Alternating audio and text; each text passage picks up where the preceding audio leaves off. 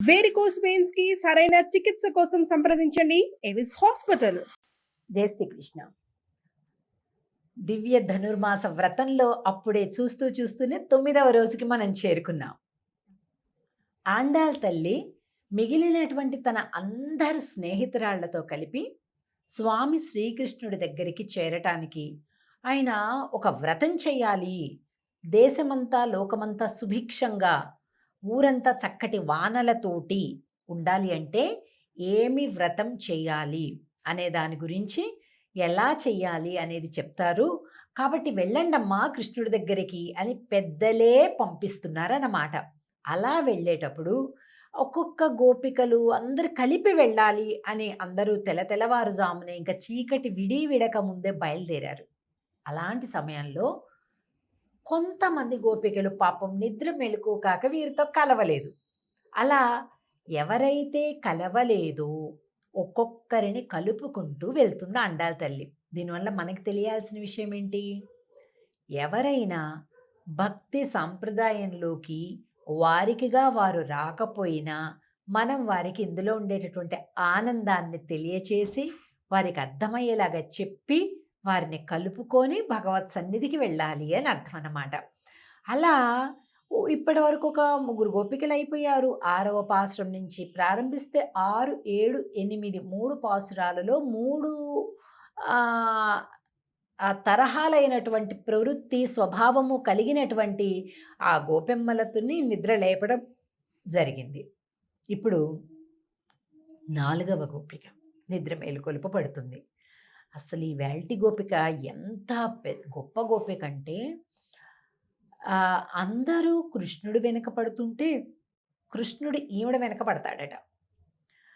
వాళ్ళ నాన్నగారు ఒక పెద్ద భవంతి కట్టుకుందాము అని రకరకాల మణులు, రతనాలు, మాణిక్యాలు అన్నీ తెప్పించి పెడితే మంచివన్నీ కూడా ఈ గోపికకి భవనం కట్టించాడట. కొద్దిగా అటు ఇటు విరిగిపోయినాయి, చెరిగిపోయినాయి, పెద్ద కాంతి లేనివి అవన్నీ తను కట్టించుకున్నాడట. అంత ఇష్టం అంట ఈ గోపిక అంటే కృష్ణుడికి. కానీ ఆవిడ కూడా లోపల పడుకొని పోయింది. ఇంకా ఎందుకు ఇష్టము అంటే చాలా గొప్ప జ్ఞానం కలిగిన గోపికట ఈ గోపిక. మంచి శాస్త్రాలు చదివిన గోపిక అన్నమాట. ఎన్నో శాస్త్రాలు చదివిందట. గొప్ప విద్యావంతురాలు, గొప్ప పండితురాలు. స్వామికి చాలా ప్రీతినట. అంటే భగవంతుడికి జీవుడికి ఎన్ని రకాల సంబంధాలు ఉంటాయో 9 విధ సంబంధాలు ఉంటాయండి. అందరికీ ఉంటాయి. నువ్వు భగవంతుణ్ణి నమ్మినా నమ్మకపోయినా, ప్రేమించినా ప్రేమించకపోయినా, నువ్వు నాస్తికుడువైనా ఆస్తికుడువైనా ఏం చేసినా ఆ సంబంధం ఉంటుంది. గుర్తించడమా, ఎంత గుర్తించడము, గుర్తించకపోవడమా అది సమస్య. అలా ఈ గోపిక పరిపూర్ణమైనటువంటి భగవత్ 9 విధ సంబంధ జ్ఞానం కలిగినటువంటిది అనమాట. 9 విధ భక్తులు కలిగినటువంటి గోపిక అన్నమాట. ఆ గోపికని చూద్దాం. తూమణి మాడత్ 9వ పాశ్రం అండి. తూమణి అంటే పరిశుద్ధమైనటువంటి మణులతోటి నిర్మింపబడినటువంటి భవనములో నిద్రించేటటువంటి ఓ అమ్మా అని అర్థం అనమాట. పాశ్రాన్ని చూద్దాం. మేము నిదానంగా చెప్తాం, మీరు కూడా కంగారు పడకుండా నిదానంగా, ఎందుకంటే కొద్దిగా ద్రవిడ భాష కదా, అందరికి కొత్తగా ఉంటుంది. మనం చదివేది సరిగ్గా చదువుతున్నామా లేదా అని ఉంటుంది. ఇలాగ లర్న్ తిరుప్పావై అనమాట. వాటి ద్వారా బాగా ఎక్కువ మంది నేర్చుకొని కూడా ముందుకు వస్తున్నారు.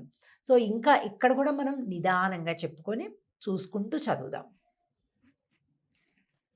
తూమణి మాడత్ சுத்தும் விளக்கெரியா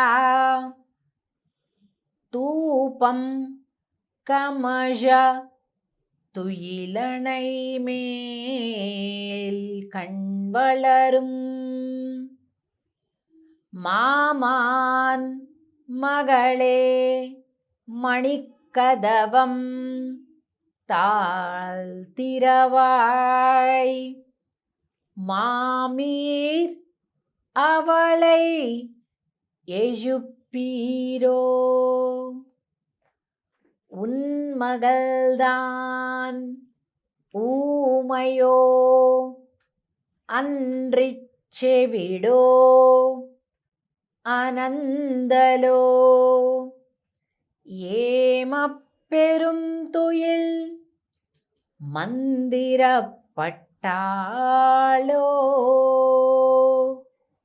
மாமாயன் மாதவன் வைகுந்தன் என்றென்று நாமம் பலவும் நவின்று ఏలోరెంబావాయ్.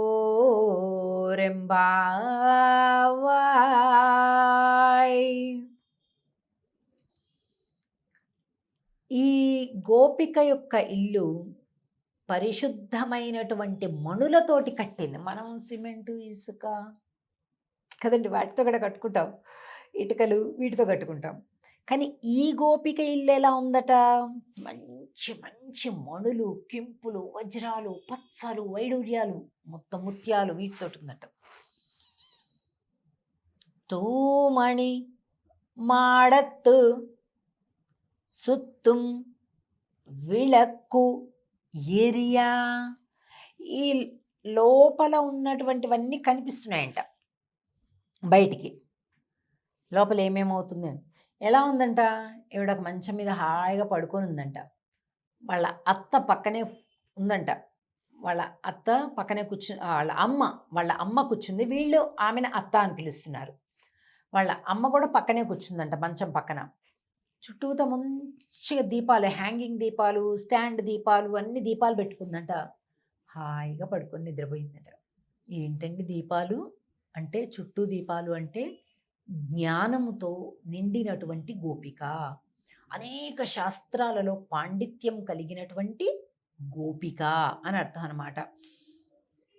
చెప్తున్నారు మంచిగా ధూపం అంట, మంచి పరిమళాలు వెదజల్లేటటువంటి ధూపం. అంటే ఏంటి, దీపము ధూపము రెండు ఉన్నాయి అంటే శాస్త్రజ్ఞానము ఉంది, అలాగే భక్తి ఉంది. కొంతమందికి శాస్త్రజ్ఞానం ఉంటుంది, భక్తి ఉండదు. కొంతమందికి భక్తి ఉంటుంది, శాస్త్రజ్ఞానం తెలియదు. ఈవిడికి రెండు ఉన్నాయి, అది గొప్పతనం. అందుకని భగవంతుడికి చాలా ఇష్టమట, కృష్ణుడికి. హాయిగా పడుకొని ఉందట. మంచి పరిమళాలు వస్తుంటే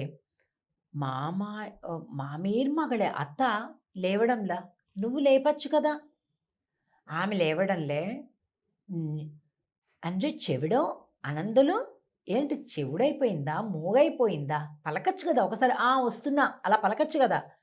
ఏమో పేరుంతో మందిర పట్టాలు, ఏదో మంత్రం వేసినట్టు పడుకుంది ఏంటత్తా మీ కూతురు. మామాయన్ మాధవన్ వైకుందన్, మాధవ వైకుంద అని మేమందరం కీర్తిస్తున్నాం అత్త, నీ పుత్రుని కూడా పంపించవు అంటున్నారు ఈ పాశ్రంలో. ఇంకా 10వ పాశ్రంలోకి రేపు ప్రవేశించబోతున్నాం, చూద్దాం. జై శ్రీకృష్ణ.